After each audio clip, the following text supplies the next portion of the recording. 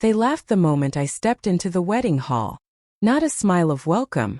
Not a nod of respect. Just laughter. My own sister's in-laws looked at me as though my very presence was a joke. I hadn't brought a partner. I wasn't wrapped in some designer gown. I walked in alone, and apparently that was enough for them to smirk, whisper, and sneer. One voice, sharp and cruel, hissed, "Pathetic. She couldn't even find a date." Another chuckled under his breath, "Sophia's the bride and Juliet? The family embarrassment." Every word sliced deeper than the click of my heels against that marble floor. And in that instant, as 100 eyes turned toward me, I realized something. Tonight wasn't just about my sister's wedding. It was a stage. A stage where I was the easy target. The lonely one. The failure. But what none of them knew, what not even my own family knew, was that before this night ended, the most powerful man in that hall would rise to his feet, for me. My name is Juliet.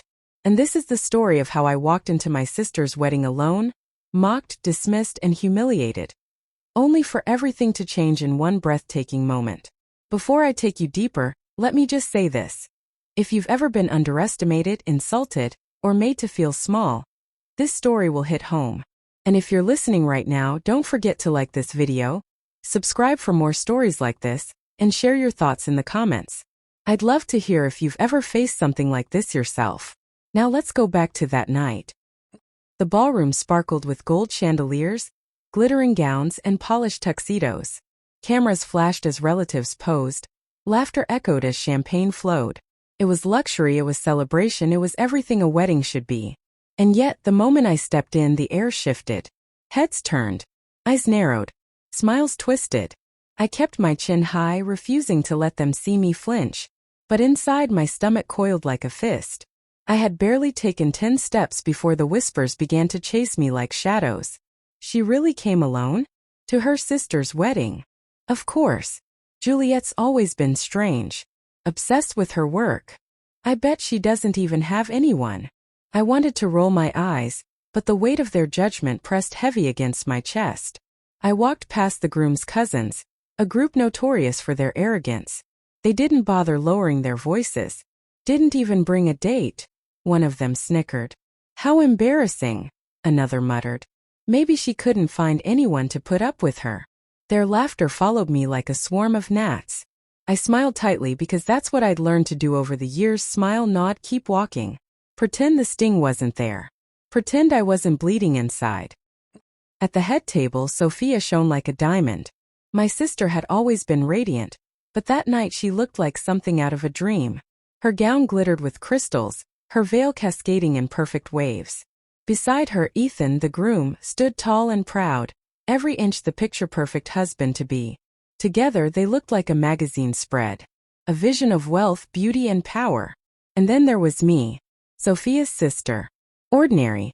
Alone. Out of place. Even my parents' faces betrayed their disappointment. My mother's lips pressed into a thin, disapproving line. My father didn't even look at me. He turned away, as if pretending I wasn't there would erase the shame of me arriving solo. The sting in my chest deepened, but I forced myself to keep walking. The ceremony started, vows were exchanged, applause thundered. Everyone cheered for Sophia and Ethan. And me? Clapped too. Smiled too. Pretended to. But I could feel it. The whispers hadn't stopped. As we moved into the reception, the mocking grew bolder. At my table, Groom's family, of course, they wasted no time. "So Juliet," one of Ethan's relatives asked, swirling her wine with fake innocence. "Still no partner? Still married to your career?" I answered evenly. "I'm a project manager at an international firm. My career is important to me." Her lips curled into a smile that wasn't a smile. "Oh right. Career. Well, no wonder you're still, you know." She let the word hang in the air, dripping with condescension. Another cousin smirked. "Maybe she thinks she's too good for anyone." "No," another cut in with a chuckle. "Maybe no one thinks she's good enough." Their laughter hit harder than the wine burning down my throat. My fork froze halfway to my mouth. For a second I thought I'd choke on their cruelty. I wanted to stand up. To scream.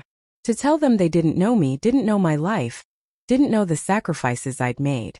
But instead I put my fork down gently, folded my napkin, and met their eyes one by one. "I'd rather be alone," I said quietly but firmly, "than with people who only value appearances." The table went silent. Just for a moment. Then someone snorted. And the laughter started again. I clenched my fists under the table, hidden beneath the cloth. My nails dug crescents into my skin. And then Sophia appeared. She glided over in her gown, glowing perfect, adored. She leaned down, her perfume sweet but her words bitter. "You really couldn't find anyone to come with you? Not even a friend?" Her voice was soft enough for only me to hear, but sharp enough to pierce. I smiled back, lips trembling but steady. "I didn't need anyone." Her smirk cut me deeper than any insult. "Of course. You never do." And just like that, she floated away, leaving me burning with humiliation. The whispers sharpened. Old maid. Lonely. Embarrassing. Each word chipped at me, but I stayed calm. My silence was my armor. Inside, though, I was screaming. Screaming at the unfairness. Screaming at how quickly people measured worth by diamonds, designer labels, and the person you walked in with. But as I sat there, shaking but unbroken, I held on to something else. A secret. Because while they mocked me, judged me, and dismissed me, I knew something they didn't. Something that would silence every whisper in that room. And then I saw him. Mr. Harrison. The groom's uncle. A man whose very name carried weight. Respect. Fear. He entered the hall quietly, but the shift in the air was undeniable. Conversations hushed. Heads turned. He was powerful, influential, and he knew me. My breath caught in my throat, because I knew then this night wasn't over. Not by a long shot. The sound of laughter still rang in my ears, sharp and unrelenting, as if it had woven itself into the walls of the ballroom. I sat there with my hands folded neatly in my lap, pretending not to notice the eyes that darted toward me, pretending not to hear the snickers that always seemed to find their way back in my direction. But inside I burned. They thought I was weak. They thought my solitude was evidence of failure. To them, I was less than an outsider in my own sister's celebration. And as the night stretched on, their cruelty only sharpened.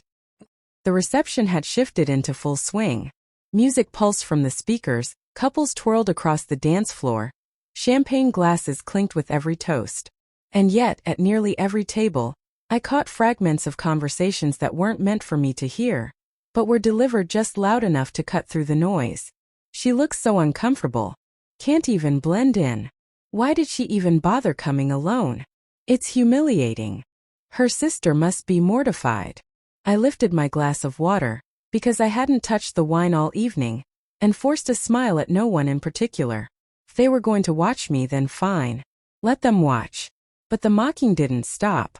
A group of bridesmaids walked past, their gowns flowing like rivers of silk. One of them giggled, her hand raised to shield her mouth as she said, "Maybe Juliet thought someone would propose to her tonight if she showed up alone." The others laughed. Heat crawled up my neck, but I didn't let it show. I kept my face serene, my body still. They wanted a reaction. They wouldn't get it. Dinner was served, but the gossip was louder than the clinking of forks. My table, still the groom's relatives, took it upon themselves to interrogate me again. "So Juliet," a middle-aged man asked with mock curiosity, "don't you ever feel lonely? No husband, no children, no date tonight." I set down my knife and fork slowly, carefully. "Loneliness," I said softly, "isn't the same as solitude. I've chosen mine." He chuckled, unimpressed. "Sounds like an excuse." The others smirked and nodded, as though his words were gospel truth.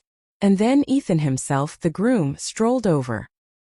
He placed a hand on the back of his cousin's chair, leaned slightly toward me, and with a smirk asked, "Juliet, tell me, was your invitation lost in the mail? You know, the one that included +1. Laughter erupted around the table.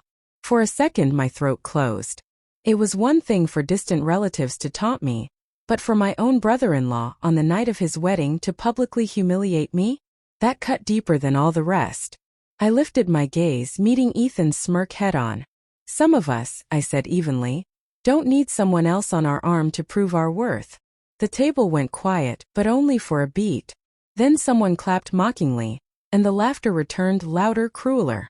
Ethan just shrugged, smirked again and walked back to Sophia. Speaking of Sophia, she was glowing with pride, basking in every compliment, every congratulations. But when her eyes landed on me, they flickered with something else. Disdain. She floated over once more, her gown trailing like clouds, her smile dazzling. But her words were sharp enough to wound. "You could have at least tried," she whispered. "You make us look bad sitting here alone." I stared at her, stunned. "Make you look bad? Sophia, this is your wedding. No one is paying attention to me." Her eyes glinted with cruelty. "Oh, they're paying attention. Trust me. Everyone's talking about you." And then she leaned closer, her voice ablaze. "Maybe if you weren't so cold, you wouldn't have to spend your life alone." She pulled away before I could respond, her laughter mingling with the music as she rejoined her husband. I sat frozen, my heart pounding so hard I thought the entire table could hear it.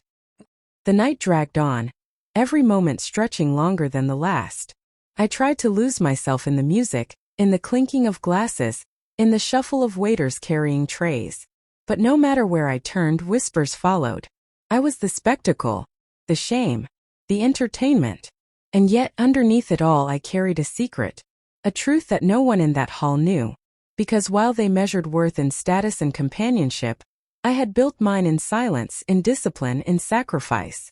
They thought my life was empty, but it was anything but. And soon, very soon, the cracks in their arrogance would begin to show.